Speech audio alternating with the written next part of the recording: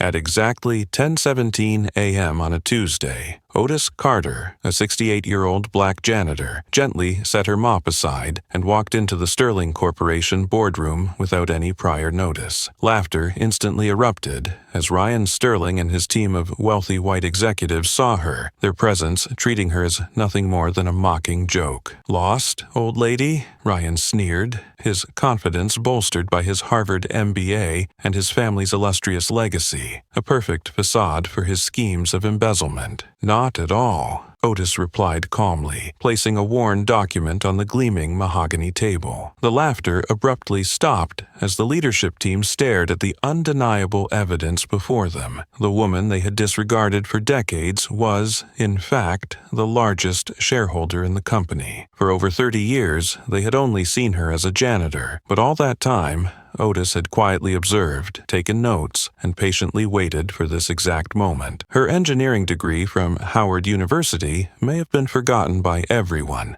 but her certificate of company ownership had never gathered dust.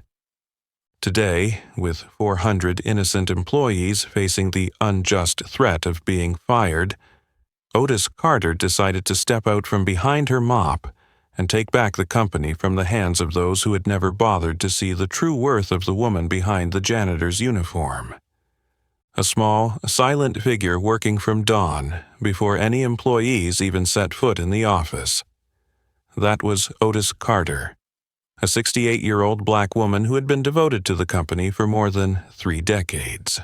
She carried with her a mop, worn by years of use, a face full of wrinkles, but eyes that still shone with incredible strength and resilience. Time seemed unable to diminish the quiet pride within this woman, even though she had always lived in invisible shadows. Every day, Otis meticulously cleaned every corner of the office, every meeting room, and every glass wall. No speck of dust escaped her watchful eye. But there was one thing she understood more than anyone. No matter how dedicated she was, in the eyes of the powerful people here, she was always just an old black janitor. Nothing more, nothing less. That morning, as she cleaned the office of CEO Ryan Sterling, Otis overheard the sound of swift, cold footsteps in the hallway. The door suddenly swung open, and Ryan Sterling entered with his assistant, Logan Matthews, his gaze condescending as he looked at her like an inanimate object. "Here again? Can you hurry up next time? I don't like your presence disturbing my creative work," Ryan said, his tone arrogant and mocking. "Yes, Mr. Sterling, I apologize for the inconvenience," Otis replied softly but firmly, holding back the familiar feeling of hurt she had endured day after day. Ryan turned to Logan, his gaze cold and ruthless. "Check the payroll again. I don't understand why we keep people like this. An old, frail woman whose salary and benefits are higher than even outsourced services." Logan sneered. "Must be his charity, left over from his dad. He always liked to play the good guy." Both of them laughed derisively before turning to leave the room, not caring at all for the woman standing there. The door slammed shut behind them, leaving Otis in the deep loneliness.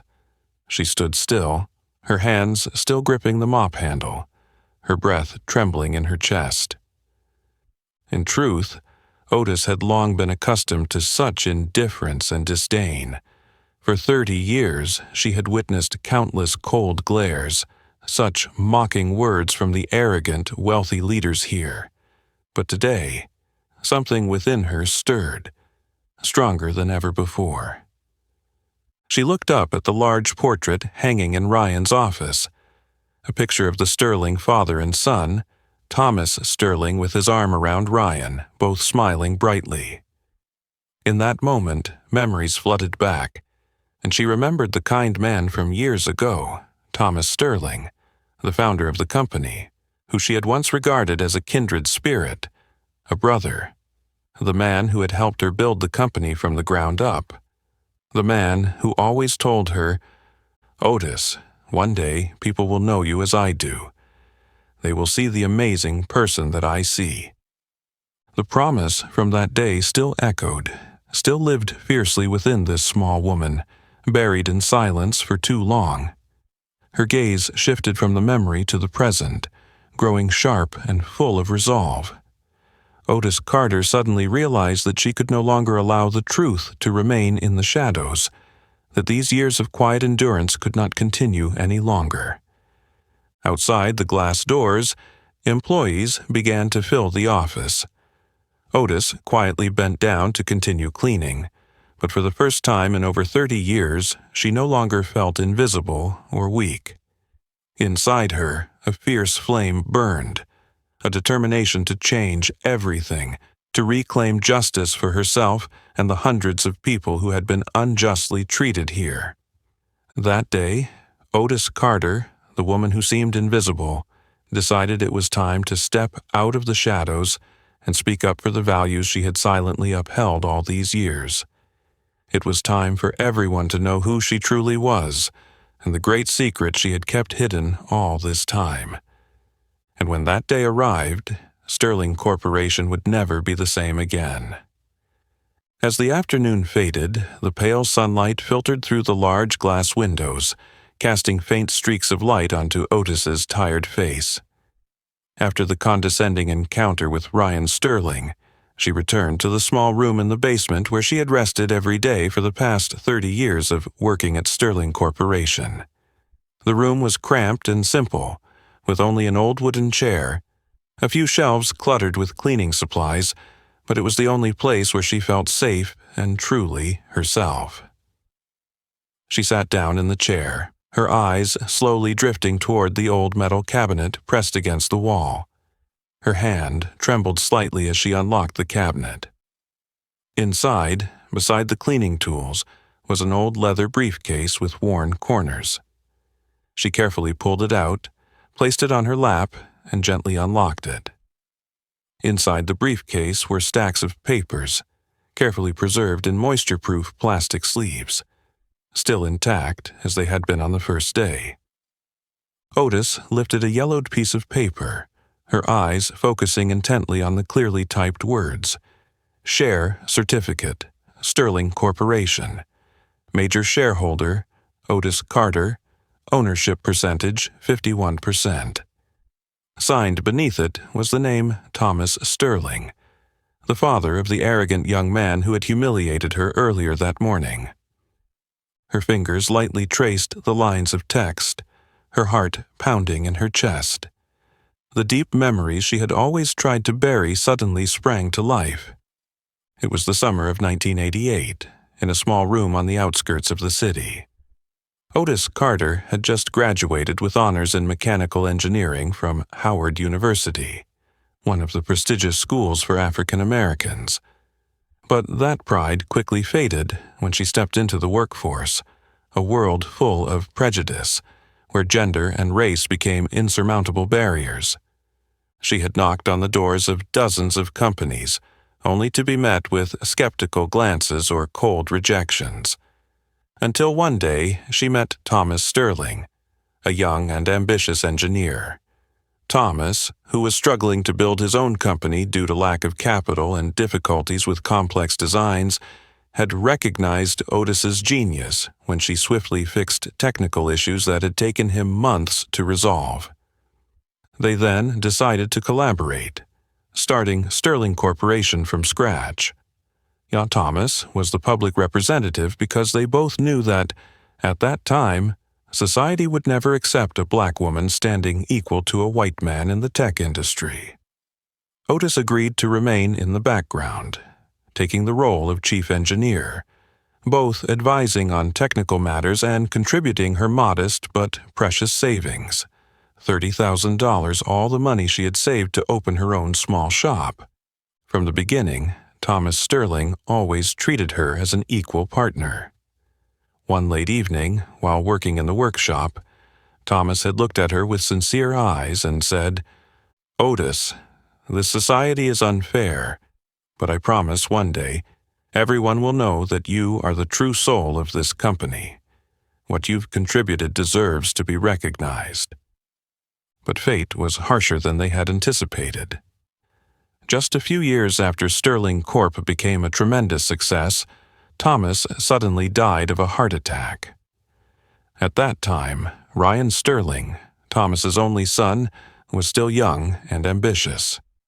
Otis decided to remain silent, keeping her promise to Thomas and silently protecting the company. But she never imagined that her silence would become the reason for the injustices to come. Ryan grew up in wealth and privilege, quickly forgetting the values his father had upheld. He turned Sterling Corp into a tool for his own gain and for the benefit of his greedy associates, disregarding lower-level employees, especially people of color and women. Otis watched in pain as the company she co-founded became a symbol of greed, injustice, and racism. Although she had many opportunities to step into the light, she hesitated, never feeling the time was right to reveal herself. But now, when Ryan announced his ruthless plan to fire 400 struggling employees just to maintain exorbitant bonuses for the executives, Otis knew she could remain silent no longer. Carefully placing the documents back into the leather briefcase, she took a deep breath, her resolve firm. She knew full well what would happen once the truth was revealed. A fierce battle was sure to erupt. People like Ryan would not easily accept defeat, and she was no longer young enough to fight alone. But inside Otis, the fire of determination burned stronger than ever before. The door to the small room opened again. She stood up, her back straight, and walked outside. Her steps were different today, no longer weary but full of inner strength. She had waited for more than 30 years. Now the time had come. It was time for the world to know the woman who had truly stood behind the success of Sterling Corp, the one who would expose the shadows of injustice and bring justice back to those she had silently protected for over 3 decades. As Otis stepped out of the small room in the basement, her heart felt heavier. Her eyes silently glanced down the hallway where the sounds of laughter and chatter from the young employees echoed. For over 30 years, she had grown accustomed to being looked through as if she were nothing but an invisible shadow, unworthy of attention. Otis slowly moved into the main corridor, gently pushing her cleaning cart, avoiding the gazes of the office workers gathered outside the large conference room. But no matter how hard she tried, their disdain always found its way to her in the most painful ways. As she passed a group of young employees chatting, they suddenly stopped, turning to look at her with disdain. A new male employee with an arrogant expression deliberately spoke loudly enough for her to hear. "Hey, I don't get why we still keep old women like her around. She's slow and clumsy, just a waste of money." The whole group laughed out loud, no one showing any sign of hesitation or remorse at the cruel words.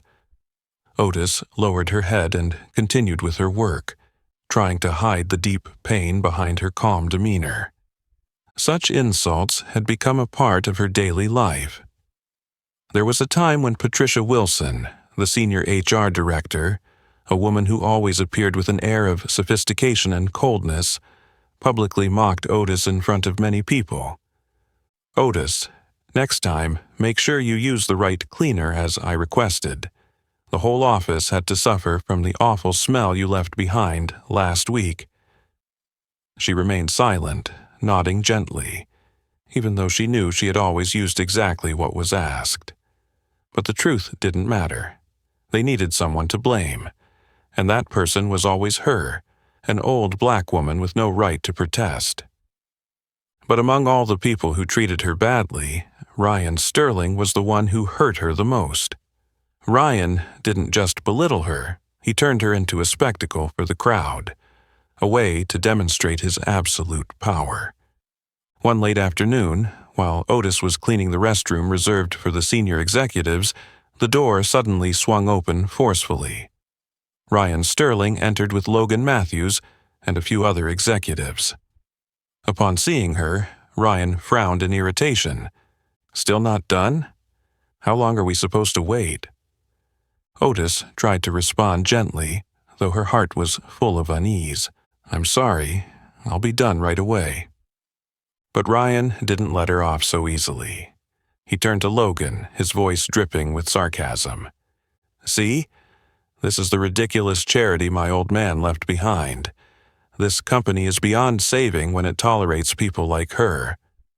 Logan sneered, joining in. "Maybe she thinks this is some kind of free retirement home." The whole group burst into loud laughter. Otis lowered her face, her heart tightening. But Ryan wasn't finished yet. His eyes gleamed with cruel amusement as he saw her vulnerability. "Hey, Otis, I think you need to take a good look at yourself. You're old, slow, and still think you have any value here. I'm just waiting for the day you have enough self-respect to disappear from this company." At that moment, everyone in the room laughed thoughtlessly. A few employees from outside curiously walked in to see what was going on, forming a crowd of spectators. Otis stood frozen, her eyes stinging, but she was determined not to let a single tear fall in front of these people. They were not worthy of those tears. After a brief silence, she quietly responded to Ryan, her voice controlled. "Yes, Mr. Sterling? I'll make sure not to disturb you and everyone again."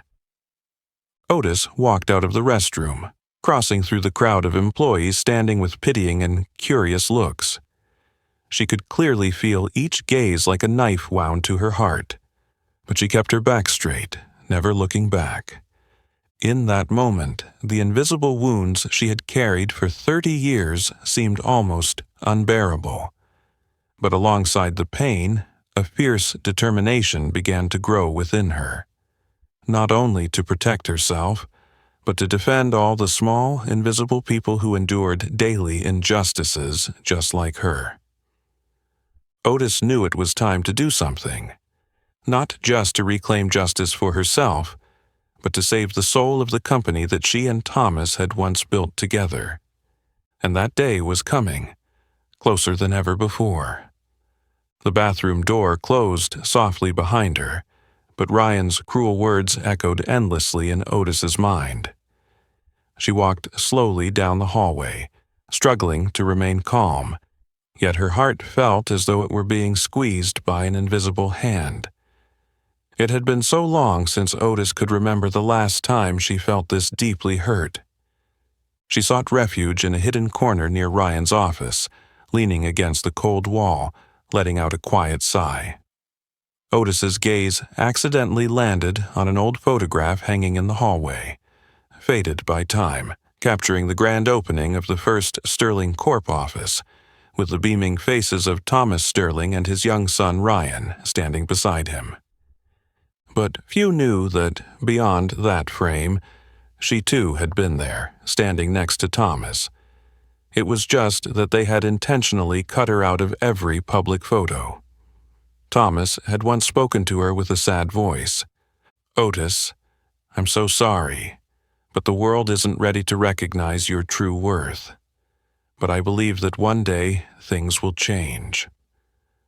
That promise echoed like a haunting specter, tormenting her for over 30 years. Otis vividly remembered Thomas's warm, sincere eyes as he steadfastly added her name to the stock papers with the highest share, 51%, a way for Thomas to ensure that no one could deny her monumental role in building Sterling Corp. But he could never have imagined that after his death, the person to deny her contribution would be his own son. Ryan Sterling, as a child, had once been a well-behaved and respectful boy. Otis had even cared for Ryan, tutoring him through difficult math problems when Thomas was busy with work. But time, money, and power had transformed Ryan into an entirely different person. Otis grieved as she thought about it. The stark contrast between Thomas, a sincere friend, an idealistic man, and Ryan, a son driven by ambition, coldness, and selfishness. The memory of Thomas still felt as fresh as if it had been yesterday. Otis recalled one evening, working together in their small workshop when the company was still in its infancy. Thomas wiped the sweat from his brow and spoke to her with a tone full of resolve. "We're going to build a company that doesn't just make a profit, Otis. We'll create a place where everyone is respected, treated fairly, no matter their background or skin color."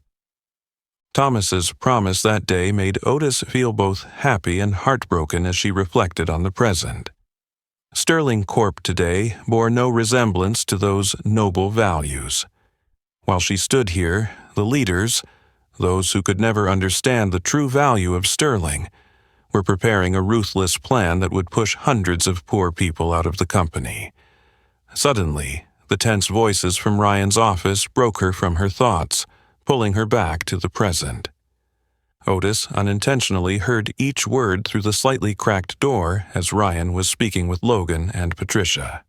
"There's no other way. We have to immediately lay off 400 lower-level employees, mainly from the production and maintenance departments. If we don't, this quarter's profits will drop, and that's unacceptable." Patricia hesitantly asked, "But 400 people? It will greatly affect their lives. Many of them have worked here for years, Ryan." Ryan coldly responded without hesitation, "That's not our problem. They're just tools, and tools can always be replaced. The most important thing is to protect the dividends for the major shareholders, myself included. This decision is non-negotiable." Otis's heart froze as she listened to those casually cruel words. She realized she could wait no longer. Thomas had once hoped, had once placed his trust in her, and now she could no longer stand by and let his legacy be destroyed by his own son. Otis stood up straight, her gaze filled with determination. This was the moment she had been waiting for over 30 years, the moment Thomas had always believed would one day come. She had endured enough invisible wounds. Now she had to step out of the shadows, not only to reclaim her own honor, but also to save the hundreds of innocent lives teetering on the brink of losing everything. That night, in her small room in the basement, Otis meticulously prepared the documents proving her ownership of the shares. Tomorrow, she would no longer be a ghost of the past. Tomorrow, the world would know the truth. The next morning, Sterling Corporation was immersed in an unusually tense atmosphere. Everyone knew that today's board meeting would decide the fate of hundreds of employees, but no one knew that an even bigger surprise was waiting just around the corner. Otis walked slowly down the familiar hallway, but today she was no longer wearing her usual janitor uniform.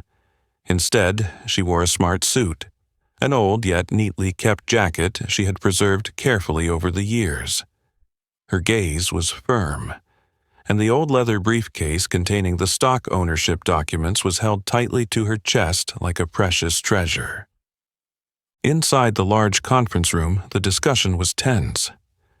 Ryan Sterling sat at the head of the table, his face cold and authoritative, surrounded by board members, faces that only cared about profits and numbers. Ryan had just finished his chilling speech about the employee layoffs when the door to the meeting room suddenly swung open. All eyes in the room turned toward the door, and when they saw who had entered, the room fell into a silence so thick it was suffocating. Ryan furrowed his brow, his voice dripping with anger mixed with mockery. "What are you doing here, Otis?" "The bathroom's down the hall. Not in here." A few members of the board chuckled, their eyes filled with derision. But Otis did not flinch. She calmly walked in, moved toward the long conference table, and gently placed the leather briefcase in front of her. "I'm here today, gentlemen, not to clean, but to attend this meeting, as the largest shareholder of Sterling Corporation." The laughter in the room stopped instantly.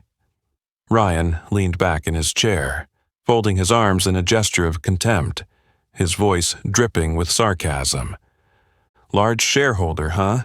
A janitor? Come on, Otis, I don't have time for your jokes." Otis didn't answer immediately. She calmly opened her briefcase and took out a stack of papers, placing them in front of everyone. Her voice was soft but carried an undeniable authority. "This is the certificate of my 51% ownership, signed by your father, Thomas Sterling, in 1988. I am the co-founder of Sterling Corp. With your father, and all of this is legally documented and filed with the SEC. I'm sure you can recognize your father's signature." The atmosphere in the room suddenly became as taut as a string. A few board members hurriedly picked up the documents, their faces shifting from skepticism to shock. Ryan snatched the papers, his eyes scanning each line angrily, but the more he read, the paler his face became. "No, this can't be," Ryan muttered, his voice faltering in disbelief. Otis continued, her tone calm but firm. "Your father and I agreed that I would remain in the background, working as a janitor to avoid the prejudices of that time. But today, when I see Sterling Corp. Preparing to lay off 400 innocent employees to protect the personal interests of a few greedy shareholders, I can no longer remain silent." Logan Matthews, still skeptical, interrupted. "Even if these papers are real, why did you wait until now to show up? This is highly suspicious." Otis looked straight into Logan's eyes, her gaze sharp, making him fall silent. "I waited because I once trusted that Ryan would inherit the legacy and values that his father left behind. But clearly, I was wrong. Ryan and people like you have turned Sterling Corp. Into a profit-making tool at any cost, disregarding the survival of the vulnerable. I can't let that continue." Ryan shot to his feet, his eyes bloodshot, his voice a furious growl. "You have no right to lecture me. You're just a worthless janitor." Otis responded calmly, her voice ringing clearly, powerfully before the entire board that was witnessing the exchange. "Ryan, I was never worthless. Your father once told me that the true value of a person is not in their title or status. You're the one who has forgotten the true value of yourself and of Sterling Corporation." Ryan opened his mouth to retort, but when the eyes of the entire board turned toward him with suspicion and contempt, he found himself at a loss for words. Patricia Wilson quietly studied the papers, then spoke slowly, breaking the long silence. "These papers, they're completely valid. If this is true, Mrs. Carter is the largest shareholder, and according to the bylaws, she has the power to veto any decision made by the board." The room fell into absolute silence. Each board member turned to look at Otis with a different gaze, one that combined wariness and respect. For the first time in over 3 decades, Otis felt their eyes had truly seen her, truly acknowledged her. Ryan slumped back into his chair, his eyes fixed on the stack of papers in front of him, for the first time feeling a profound sense of helplessness before the woman he had always scorned. The woman who now stood tall in the light, ready to protect the noble values his father had once founded. That day, Sterling Corporation would change forever. The light had finally illuminated the invisible janitor, Otis Carter, who from this moment on would step into the heart of the story. As the door to the boardroom closed behind her, Otis walked calmly down the hallway, but she knew this was only the beginning of a much larger battle ahead. Behind her, in the closed meeting room, Ryan Sterling remained frozen in his chair at the head of the table, his eyes fixed on the ownership documents, as if he couldn't believe what had just happened. Otis's unexpected appearance had dealt a heavy blow to his pride and ambition, but she knew well that someone like Ryan would never surrender easily. Indeed, less than 2 hours after Otis declared her 51% ownership of the company and left the boardroom, Ryan immediately called a private meeting with his closest associates. In the luxurious private room at the top floor, he sat, his eyes filled with hatred, his hands trembling with rage. "I can't believe that old woman has been deceiving us for decades." Ryan slammed his hand on the table, his voice growling with anger. "Are you all useless? Why didn't anyone check these share documents earlier?" Logan Matthews sat across from him, pale and uneasy as he tried to explain. "I went through the old files, but indeed, these documents are valid. Your father left everything tightly secured, with clear signatures." Ryan gritted his teeth, his eyes burning with fury, unable to accept the reality that the supreme power at Sterling Corporation, the place he had always believed was his alone, had been taken away by an old poor woman he had always looked down on. He leaned back in his chair, closing his eyes for a moment before opening them again with a malicious glint. "If the papers are valid, we'll make them meaningless. I want her to regret ever stepping out of the shadows." The very next day, Ryan began implementing a series of retaliatory measures with swift and overwhelming force. Leveraging his long-standing relationships with banks, he quickly froze all of the company's crucial accounts, citing an internal legal dispute. Salary payments, supplier bills, and even promised pensions, everything was halted.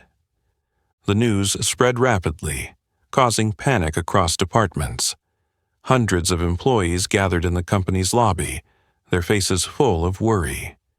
The younger employees whispered in confusion, while the older staff, those who had dedicated their lives to Sterling Corp., couldn't hide the fear and panic in their eyes. Amid this chaos, Ryan played another ruthless card. He reached out to a few journalists, secretly feeding them false information to tarnish Otis's reputation in the media. Within a single night, a wave of articles appeared, questioning Otis's background and motivations. Janitor becomes CEO, truth or power, grab scheme. Sterling Corp in crisis. Shareholders doubt the mysterious Otis Carter. These sensational headlines quickly spread across major news websites. Images of Otis, dressed in her old janitor uniform, appeared everywhere, alongside fabricated stories about her allegedly exploiting Thomas Sterling's kindness for personal gain. Ryan knew full well that in the business world, reputation was often more important than money. If he couldn't defeat Otis with paperwork, he would destroy her through public opinion. In her small basement office, Otis sat silently in front of the computer screen, reading the malicious comments, the slander flooding social media. Her fingers clenched tightly together, her heart aching, but her gaze remained firm. She knew she had to stay strong against these attacks, but she also understood that this was just the beginning. The battle escalated further when Ryan used his power to secretly sabotage the company's internal data.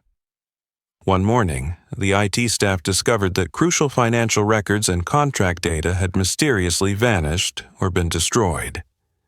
Calls and emails flooded Otis's office from partners asking why Sterling Corporation had delayed payments or stopped providing services. At this time, Patricia Wilson, the HR director, who had once sided with Ryan, began to doubt his methods of destroying the company in his quest for power. One late afternoon, she visited Otis's office, her voice trembling with concern. "Otis, I know I haven't treated you well before, but I'm genuinely worried about what's happening.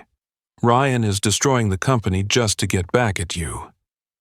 Otis looked at Patricia with understanding, her eyes filled with compassion but also with determination. "I understand, Patricia, but I won't give up. I can't let innocent people out there suffer because of Ryan's ambition." Patricia nodded slightly, for the first time feeling the true strength and compassion in Otis. But outside, things continued to worsen. Later that day, when Otis left the office, she was surprised to find a crowd of employees gathered around a large screen in the lobby. On the screen, Ryan appeared at a press conference, his face serious as he loudly declared, Sterling Corporation is in danger due to incompetent internal manipulation. As a former leader of the company, I must warn investors, employees, and customers. Be cautious of the suspicious actions taking place. Otis stood still in the crowd, feeling the eyes of those around her, filled with confusion and doubt, all turned toward her. She understood that this would be a long and challenging fight. But she was determined not to back down, because she knew deep in her heart she was fighting for what was right, for all the innocent people who were looking to her as their last hope. And in that moment, Otis decided that she would not only protect Sterling Corporation, but she would reclaim honor and truth for everyone. No matter how harsh this battle became, she would never allow the darkness to win again.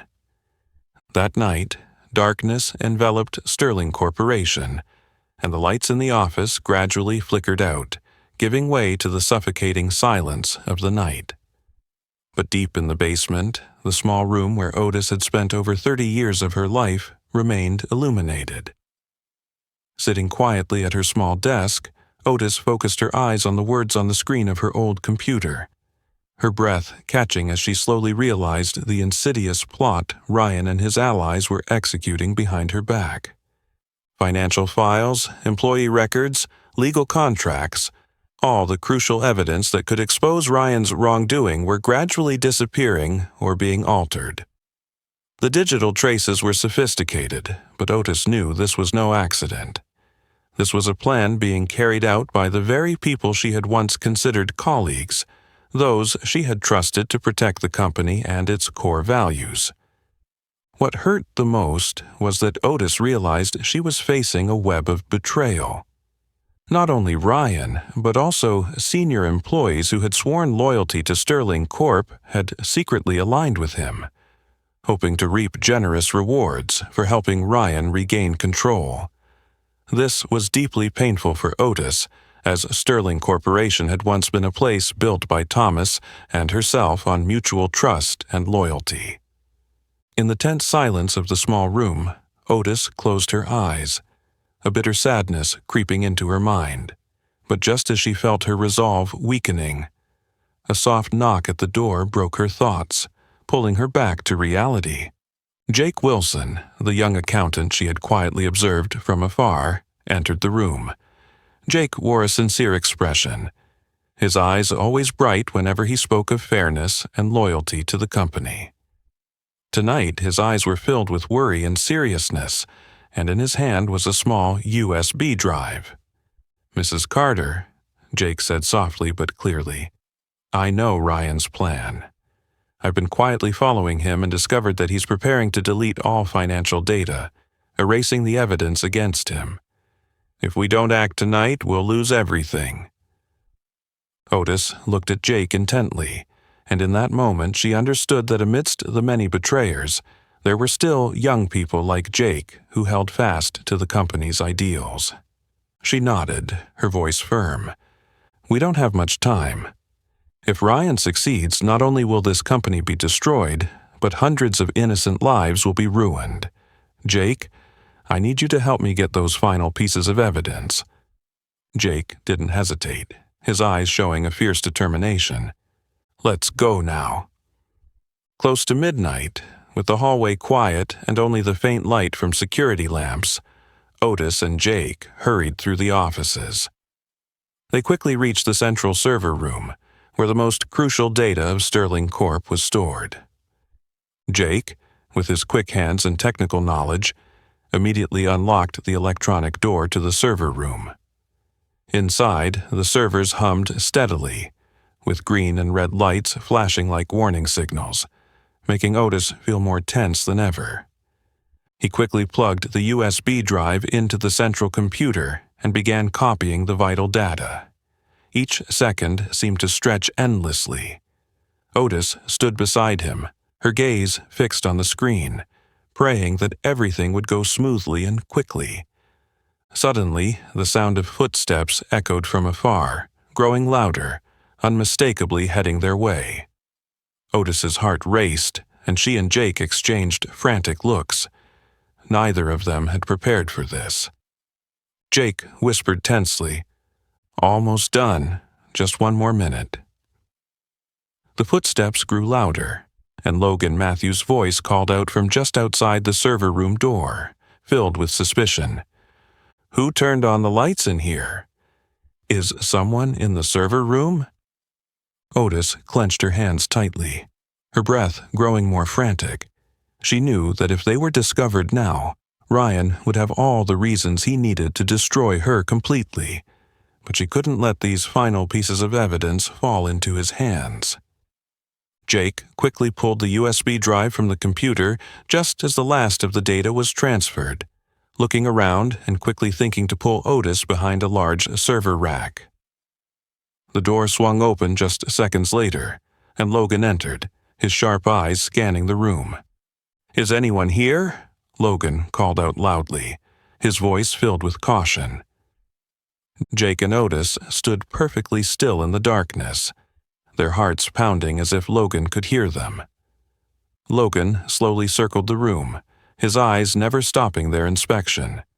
He paused right in front of the rack where they were hiding, just steps away from them. A long moment of silence stretched, full of tension. Finally, Logan's phone suddenly buzzed. He frowned and quickly walked out of the room to answer the call, his voice growing quieter as he moved away from the server room. "Yes, Mr. Sterling, I'll check immediately."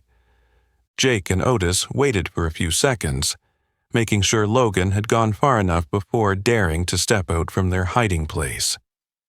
They quietly exited the server room, their hearts still racing with tension, but in their hands now were the crucial pieces of evidence, final data that could prove Ryan's criminal actions. In that moment, Otis knew that this battle would not end easily.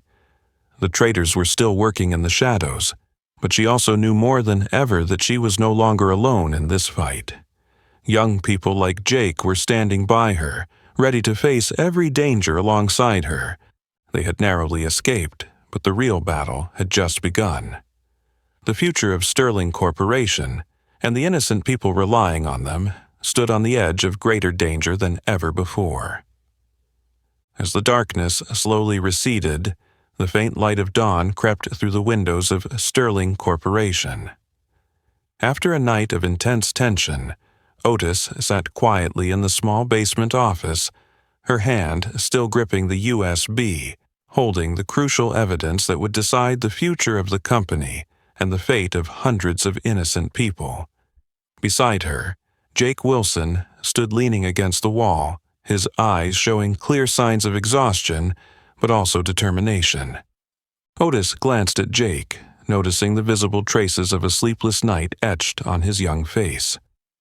She gently placed a hand on his shoulder, her voice deep and filled with gratitude. "Thank you, Jake. Without your help, we would have lost our last chance." Jake gave a small smile, his eyes still shining with resolve. "No, Mrs. Carter. The one who should be thanked is me. You've given me the courage to stand up for what's right. You are living proof that justice exists, even if it sometimes needs to fight to be heard." Before Otis could respond, the phone rang, breaking the silence in the room. Otis quickly grabbed the phone, her expression shifting to surprise when she heard the serious voice on the other end. "Mrs. Carter, this is Agent Simmons from the FBI. We've received all the information you provided, and we've confirmed the criminal evidence. In less than an hour, we will begin arresting those involved at Sterling Corporation." Otis breathed a deep sigh of relief, her heart pounding with a powerful beat. For the first time in many years, she felt that justice had truly arrived. At exactly 9 a.m., Sterling Corporation was still shrouded in an atmosphere of tension. Ryan Sterling sat in the top-floor office, smugly sipping his coffee, confident that his plot had succeeded. But that smugness quickly faded when he heard loud noises outside the hallway. The office door suddenly swung open, and Agent Simmons, along with an FBI team, entered with cold, stern expressions, carrying a legal arrest warrant. Ryan jumped to his feet, his eyes wide with panic and disbelief. "What are you doing? Who gave you permission to barge in here?" Agent Simmons raised the arrest warrant high, his voice clear and authoritative.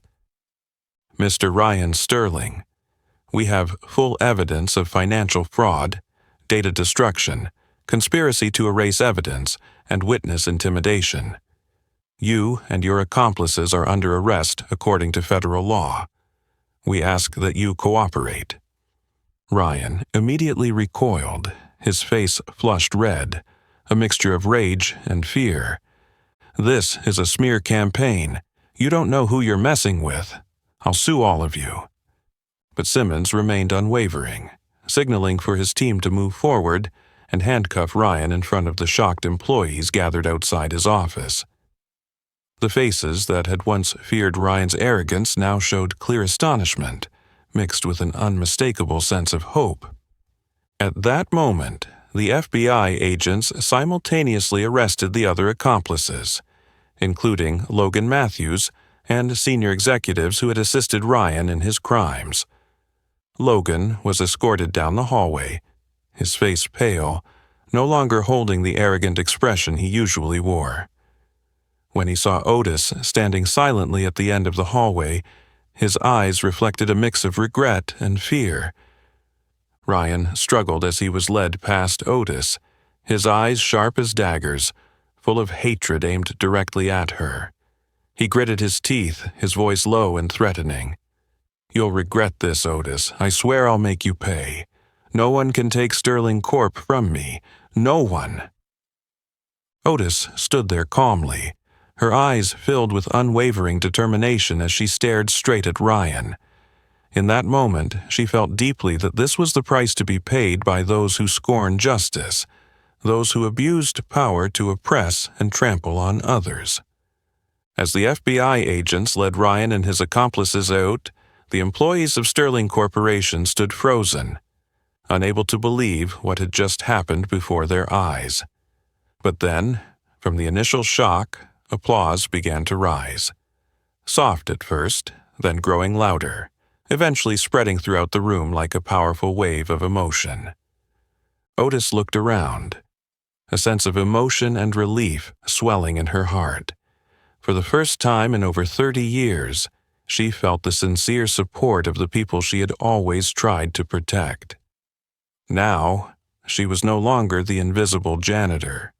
Before all the employees, Otis had become a symbol of courage, justice, and truth. Jake walked over to her, a gentle, proud smile on his face. "You did it, Mrs. Carter. Justice has finally spoken." Otis nodded slightly, her eyes filled with a new sense of hope. "Yes, Jake. This isn't just my victory. This is the victory of all those who have been scorned, oppressed, and forgotten. This is the victory of honesty and truth, even though to achieve it, we sometimes have to face the toughest battles." As the applause continued to echo, Otis knew that the battle wasn't fully over. Ryan had sworn revenge, and she understood that he would never easily accept defeat. But today, in this moment, justice had spoken louder and clearer than ever before. And from this moment on, Sterling Corporation would forever change, once again belonging to the values that Thomas and she had always pursued, becoming a place truly deserving of everyone. As the last applause gradually faded away, and the silhouettes of Ryan and his accomplices disappeared behind the police car doors, a deep silence enveloped Sterling Corporation. Otis stood in the grand lobby, her gaze slowly sweeping over the faces of the employees gathered around. In their eyes, she saw relief, but also a trace of doubt and anxiety about the future. She understood that the legal battle had ended, but the fight to rebuild trust and restore Sterling Corp's true values had only just begun. Otis gently stepped forward, her voice soft but full of determination, clearly resonating in the vast space. "I know that over the past few days, everyone has felt confused and fearful. But today, I stand here not just as a major shareholder, but as someone who will take responsibility for guiding Sterling Corp back to the path it should have been on long ago." The crowd fell silent, listening intently. Otis continued, her voice carrying sincere conviction. "We have been through painful events, but now it is time for us to heal those wounds and rebuild this company together. Starting today, Sterling Corporation will no longer be a place of greed or injustice. From now on, this will be a place of fairness, transparency, and respect for every individual, no matter their position." Otis's heartfelt words felt like a breath of fresh air, soothing the tension and fear that had weighed on everyone. The skeptical eyes slowly warmed, filled with hope that the future ahead would be brighter. The next day, Otis officially stepped into her role as CEO of Sterling Corporation in front of all the employees. She quickly called for a full meeting to announce the first significant changes, marking a turning point in the company's history. In the large conference room, Otis sat at the center, surrounded by the remaining senior management and executives after the recent turmoil. She gently began, "To restore Sterling Corp., I believe the first thing we need to do is restore the trust of our employees and partners. Therefore, I will immediately implement some policies to address the consequences of previous mistakes." She looked toward Jake Wilson, now her most trusted assistant, and continued, outlining the points in her plan. "First of all, I am officially announcing the immediate halt of the plan to lay off 400 employees. I understand that Sterling Corp cannot survive if we continue to place short-term gains over the survival of those who have dedicated their lives to this company." As her words echoed through the room, the meeting erupted into applause, the faces that had once been full of worry now shining with joy and emotion. Otis calmly waited for the applause to subside before continuing. "Next, I have ordered an audit of all employee retirement funds, and we will immediately restore any stolen or lost amounts from the past. No employee will suffer due to the wrongdoings of previous leadership." She looked around the room, pausing for a moment to make sure her commitment was clear. In that moment, she noticed some older employees, their eyes filled with emotion. For them, retirement funds were not just assets, but their family's security for the future. Otis continued with certainty and clarity. "Furthermore, starting next week, the working conditions of all employees, especially lower-level staff and maintenance workers, will be significantly improved.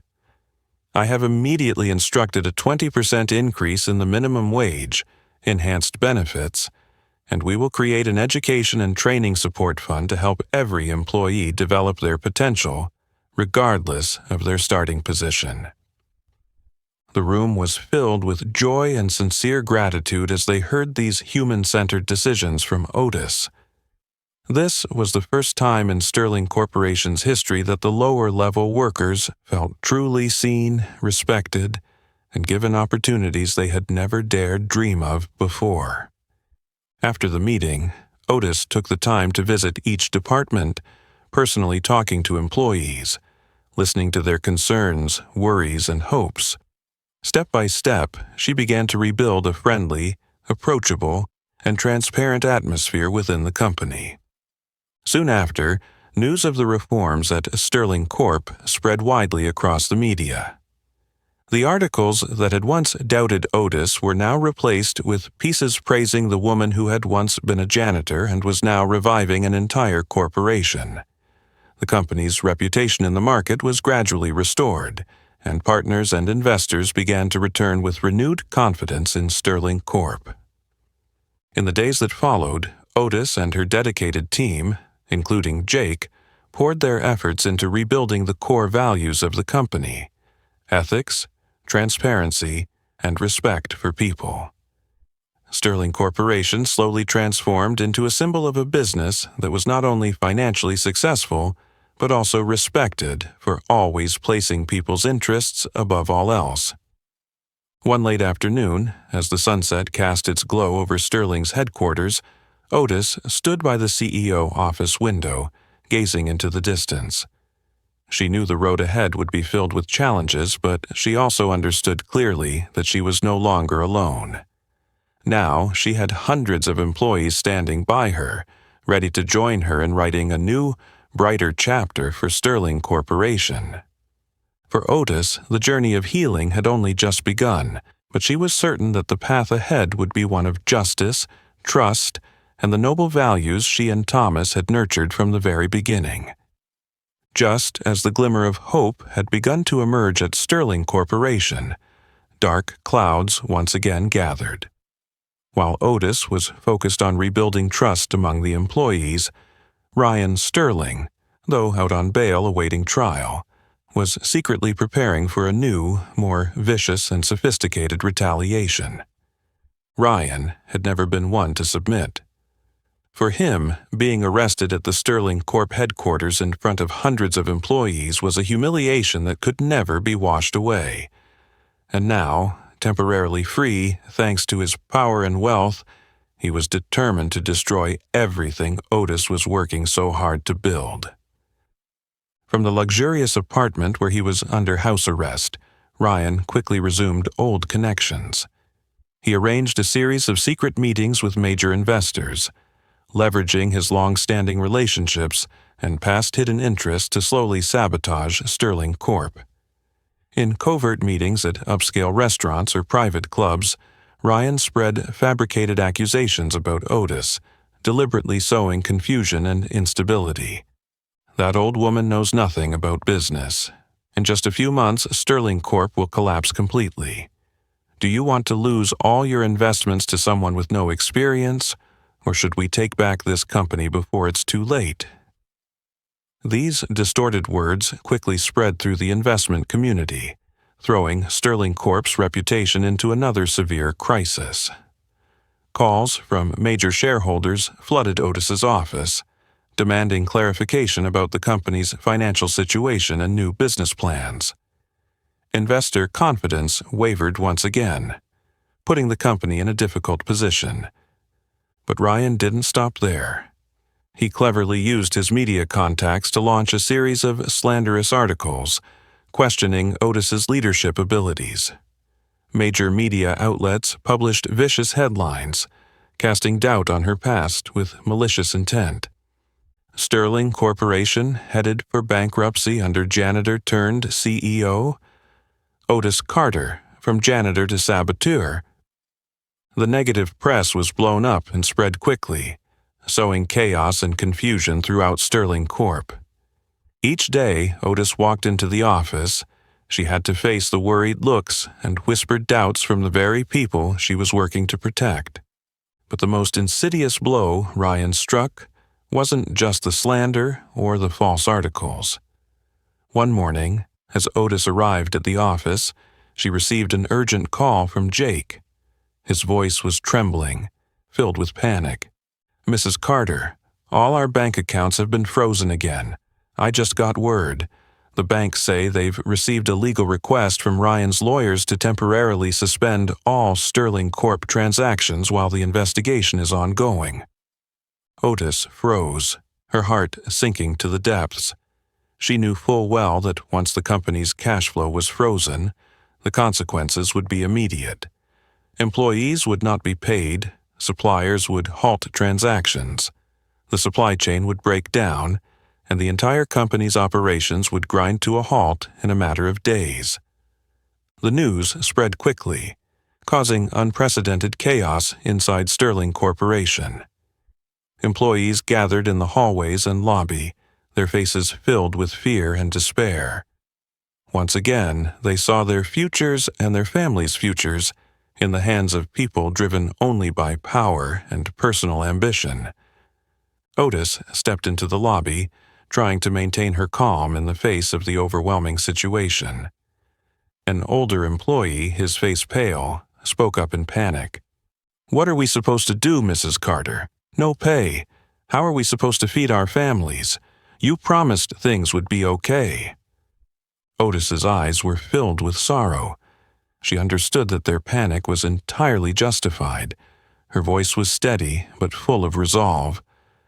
"I understand everyone is very worried, but please trust that I will not let any of you suffer again. Ryan is deliberately using this to undermine our confidence, but I will not let him succeed." She turned to Jake, whispering but firm. "We need to meet with the lawyers immediately and contact other major banks to open emergency accounts.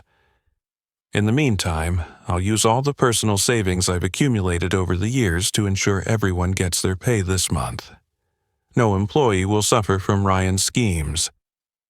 That very afternoon, Otis and her trusted team worked tirelessly. They contacted reputable lawyers to combat the illegal legal moves from Ryan's side, while actively working with banks to open emergency accounts to save the company's cash flow. Though the challenges still surrounded them, Otis was ready to fight to the end. She was no longer the invisible janitor of the past.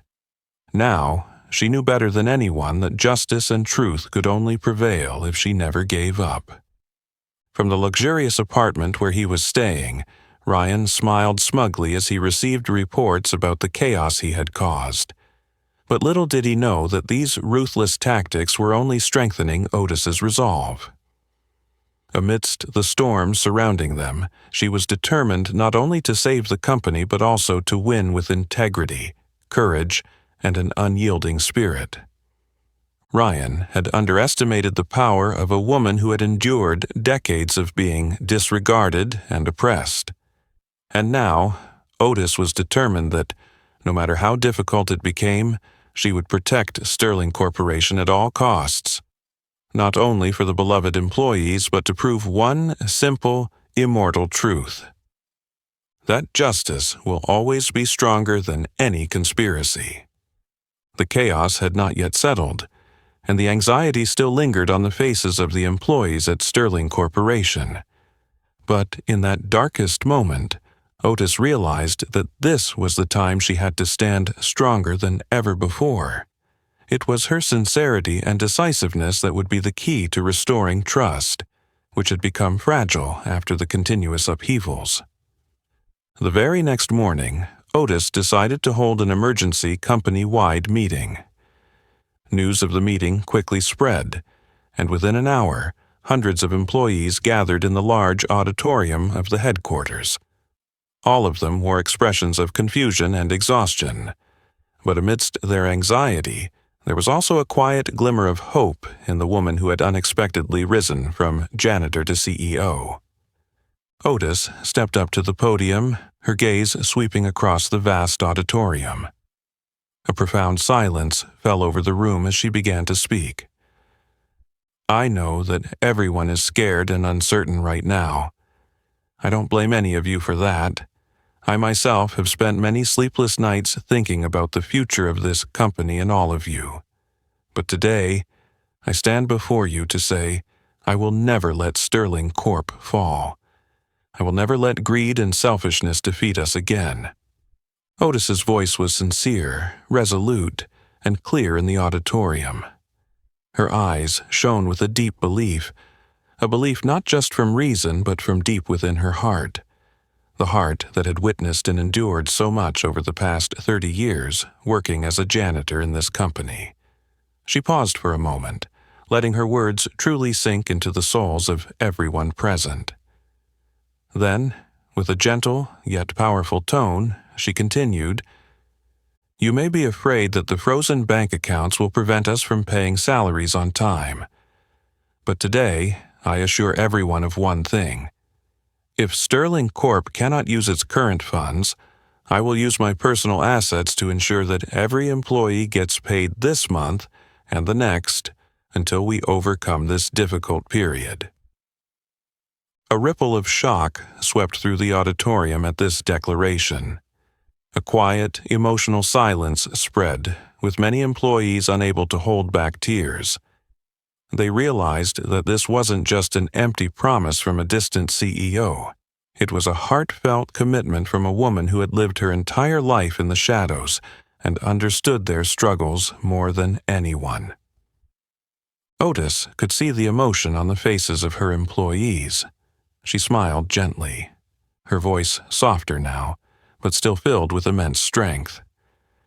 I am not an ordinary CEO.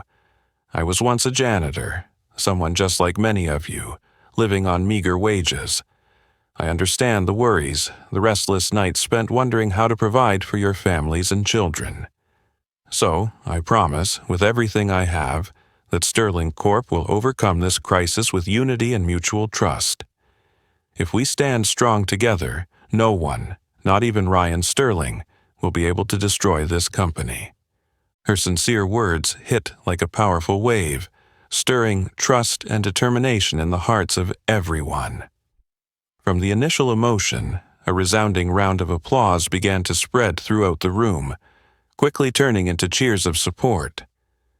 After the meeting, something miraculous began to happen. Employees who had once been shy, hesitant, and fearful now stood strong, united in their support of Sterling Corp and their new CEO. They formed small groups, from the low-level workers to the veteran staff, all expressing their strong support for Otis. Banners appeared all over the company with large, clear words, "We trust Otis Carter. Justice will prevail. Sterling Corp belongs to all of us." Within just a few days, this spirit of unity spread beyond Sterling Corp, reaching the community outside. Employees began organizing a large protest, gathering in front of the courthouse where Ryan was being tried, and in front of the major banks that had temporarily frozen the company's accounts. Standing before the doors of Sterling Corp, Otis was moved as she looked at the hundreds of employees, her colleagues standing together, calmly but powerfully expressing their support. Now, not only was Otis fighting for them, but they were also standing by her, fighting for a better and fairer future. In his lavish apartment, where he was under house arrest, Ryan Sterling sat before his TV screen, his face darkening as he watched the scene of the massive protest. He had never imagined that a woman he had once scorned and oppressed could rally an entire corporation and community against him. In that moment, he bitterly realized that he had underestimated the power of trust, that invisible but incredibly strong force that had connected all those he had oppressed over the years. Ryan clenched his fists, his eyes filled with fury and hatred. He understood that this battle would not end as easily as he had thought. But now, he was no longer just facing Otis Carter. He was fighting against hundreds of people, those who were willing to stand up to protect justice, truth, and Sterling Corporation. And in this battle, Ryan began to feel the true fear. The fear of an unstoppable force born from trust, something he had once dismissed. As the wave of support for Otis grew stronger, she suddenly received a special call from Thomas Sterling's longtime attorney, the close friend and partner who had helped her build Sterling Corporation. Her heart skipped a beat when the lawyer informed her that he had just discovered an old letter from Thomas, one that had been kept secret and with strict instructions to only open when the situation became dire. The letter was addressed to Otis, containing Thomas's most sincere and profound words for his lifelong friend, the one he had trusted above all others. One late afternoon in the quiet of the CEO office, Otis nervously opened the yellowed envelope. The familiar handwriting of Thomas appeared before her eyes, gentle, affectionate, but also filled with deep concern. Dear Otis, if you are reading this letter, it means I am no longer here to witness the immense challenges I had anticipated would come. But I have always believed that in the hardest moments, you would be the one to stand firm and protect what we built together. I'm sure you still remember those early days when we had nothing but our bare hands, but our hearts were full of ideals. I will never forget the late nights you stayed up with me as we designed our first product, or when we applied for a loan for the first time and were rejected time and again. simply because you were a black woman. Otis, it broke my heart to ask you to step back and accept the role of a janitor to protect Sterling Corporation from the harsh prejudices of the time. But I believed that one day you would step out of the shadows and claim what was rightfully yours, because Sterling Corporation was never just mine. It was ours. I have made it clear in my will that you are the official co-founder and the largest shareholder, but I also know that Ryan will never easily accept that. What I leave to you is not just shares or power, but the responsibility to protect the values we always believed in: integrity, transparency, and humanity. Dear Otis, never forget that you are never alone. I will always be with you in every difficult decision, in every moment when you feel most alone. Protect Sterling Corporation with your heart and your honor, as you have always done throughout the years we spent together. Your friend who has always believed in you, Thomas Sterling. Tears gently fell down Otis's face as she read those words. Beautiful yet bittersweet memories of her dear friend flooded back stronger than ever. Now, she understood even more clearly that the sacrifices and years of enduring prejudice and disdain were never in vain, for they had become the foundation for her to protect the true values that Thomas and she had painstakingly built. The next day, in a critical meeting with the entire leadership team and senior employees of Sterling Corp., Otis decided to publicly share Thomas's letter. In front of all the employees whose eyes were filled with emotion, she gently but resolutely held the letter, her voice trembling with emotion but full of determination. I want everyone to understand clearly that Sterling Corp is not only the legacy of Thomas Sterling, but it is also the place where I have dedicated my life to protect and build. What I do today is not for revenge or to reclaim power, but to fulfill Thomas's deepest wish: to create a company that is truly fair, transparent, and places human values above all else. The room fell into a respectful silence. Every eye was focused on the small woman standing before them, the one they had unknowingly or deliberately forgotten for so many years.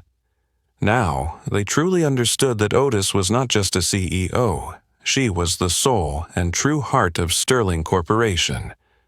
After Otis finished speaking, an elderly board member slowly stood up, his voice trembling with emotion.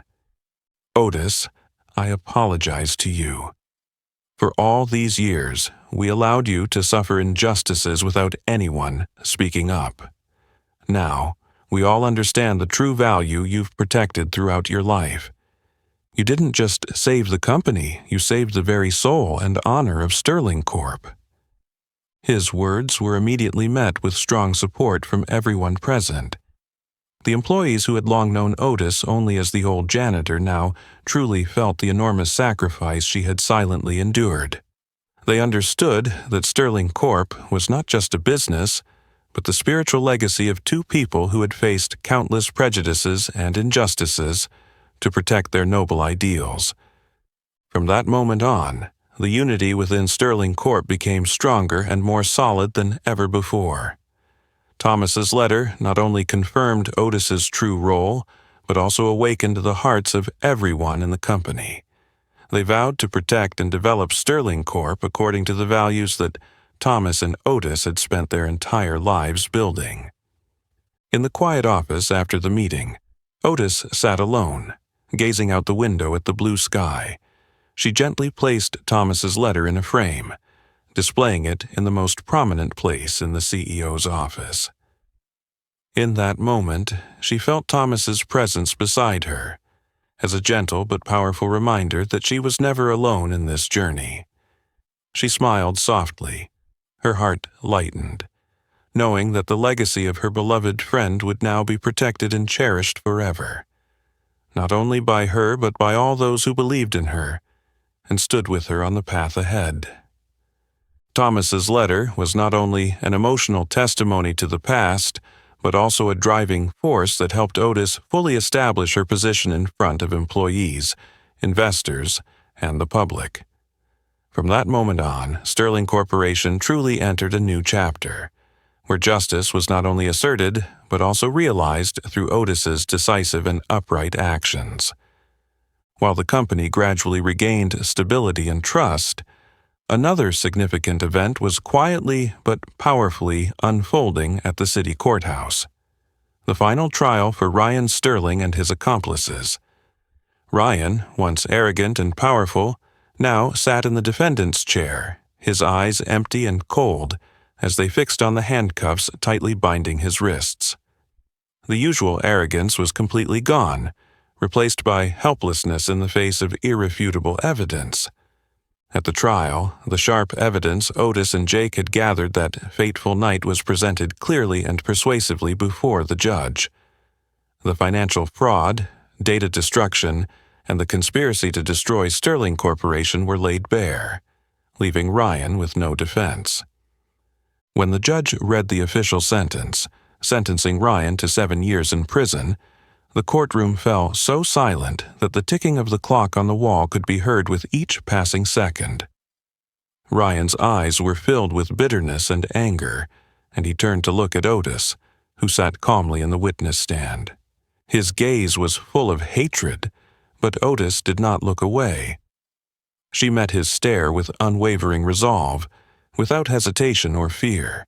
She knew this was justice, simple and clear-cut.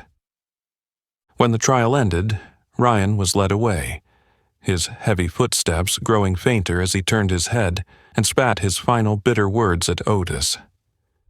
"You think you've won, Otis? You were just lucky. I won't forget this." But Otis simply responded softly, her voice calm and strong. "Ryan, I didn't win because of luck, but because the truth and justice are always stronger than lies and conspiracies." Ryan was escorted out, his footsteps growing distant, marking the complete end of a dark era for Sterling Corporation. In the months that followed, under Otis's wise and compassionate leadership, Sterling Corp made an extraordinary recovery. Not only did the company regain its reputation in the market, but it quickly became a symbol of transparency and human values in business. Revenue soared beyond expectations, and major investors returned, proud to partner with a company that had clear and steadfast ethical values. Sterling Corporation, under Otis's leadership, was no longer the company of one, but had become a family, where every individual was valued and their potential fully realized.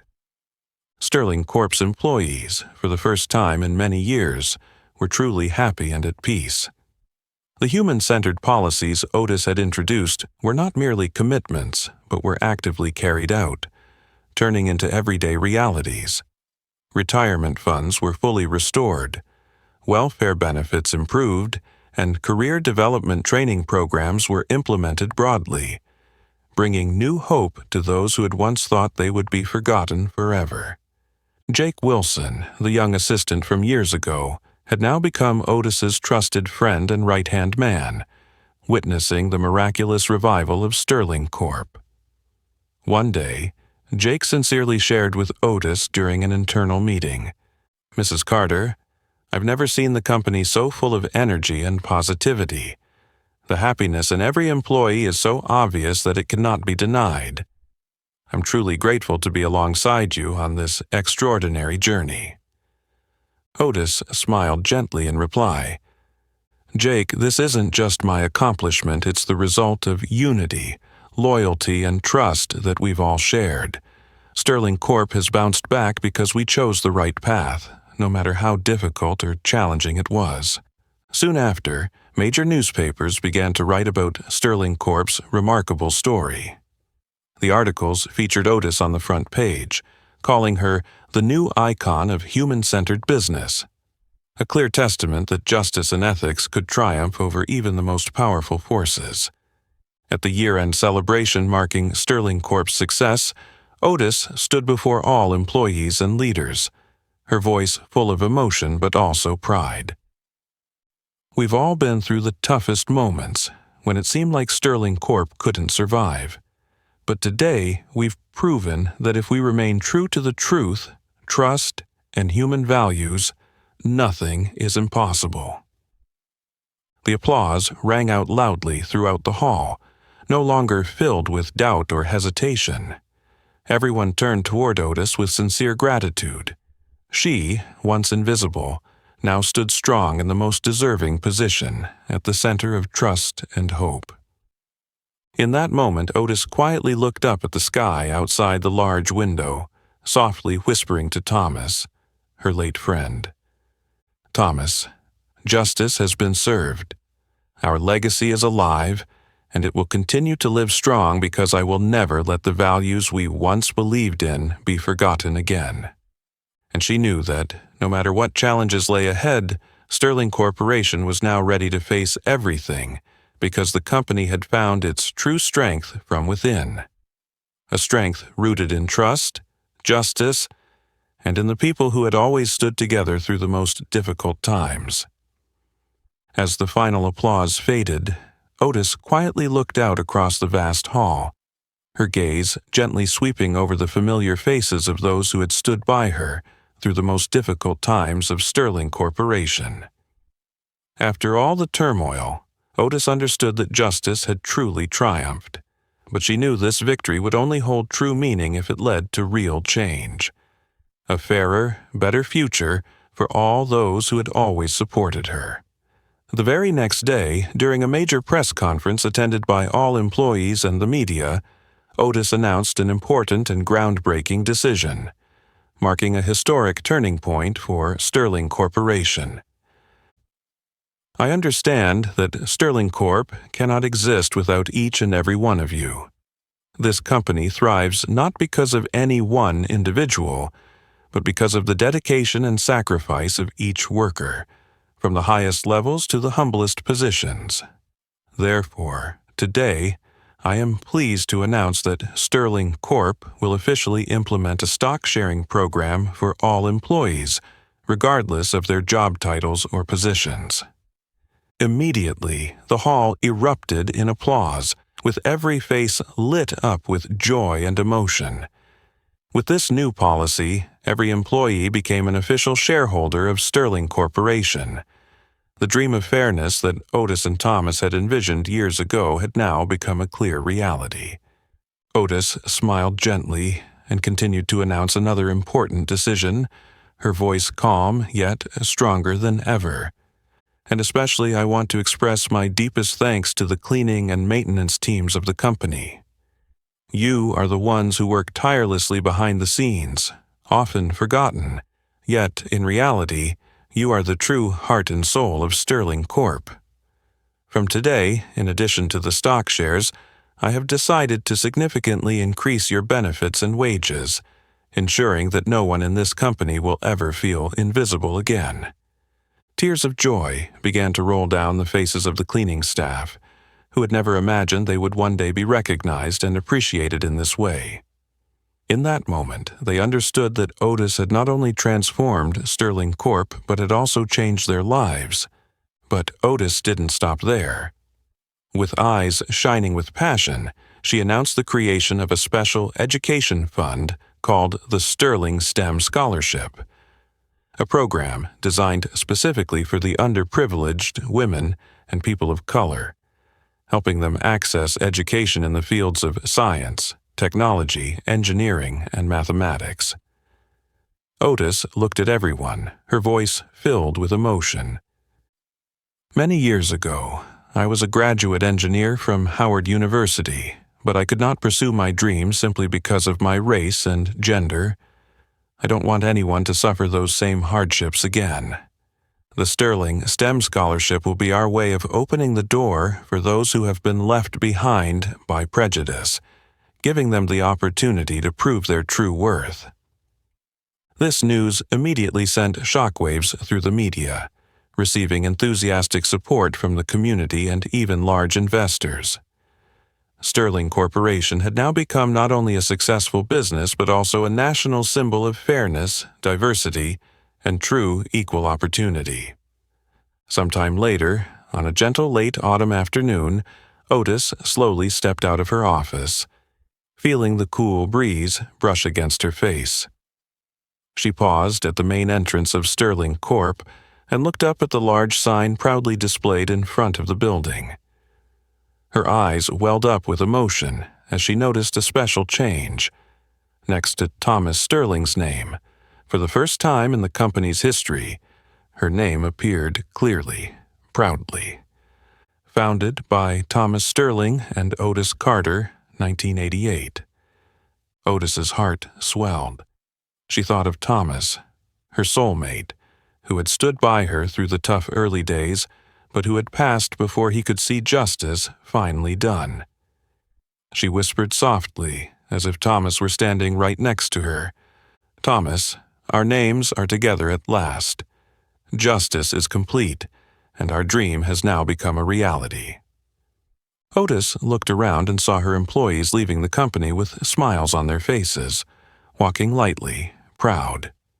They greeted her with eyes full of gratitude and respect.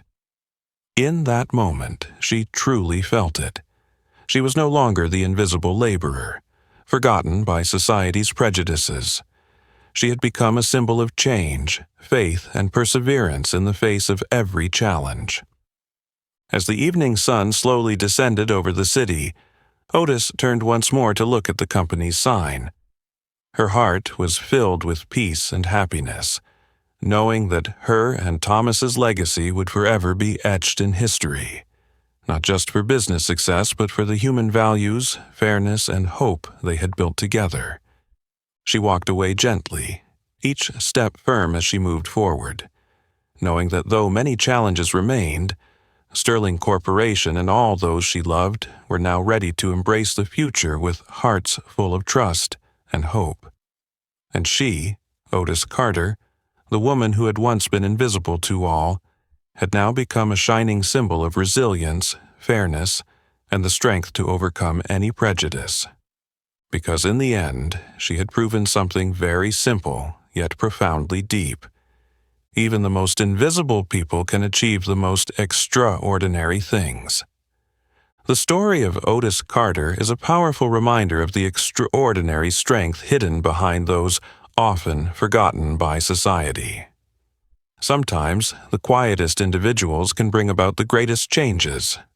So, in your daily life, have you ever stopped to recognize and appreciate the invisible people around you? If Otis's inspiring journey has touched your heart, don't forget to like, share, and subscribe to help us spread more meaningful stories like this one.